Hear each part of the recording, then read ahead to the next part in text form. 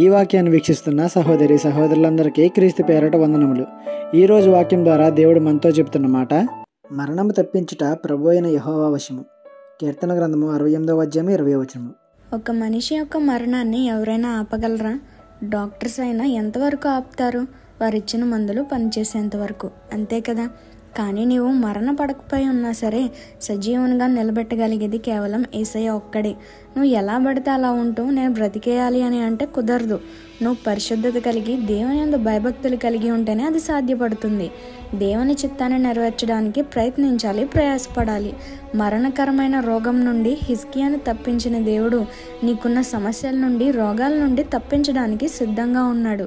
మరి ఆయన చిత్తానుసారంగా నడుస్తూ ఆయన కొరకు జీవించడానికి నువ్వు సిద్ధమేనా? మరణానికి కాదు, ఆ మరణాన్ని కూడా జయించిన యేసుకు నువ్వు భయపడి బ్రతకడం నేర్చుకో. ఈ చిన్న సువార్త పరిచర్యలో మీ సహోదరులు. God bless you. ఆమేన్.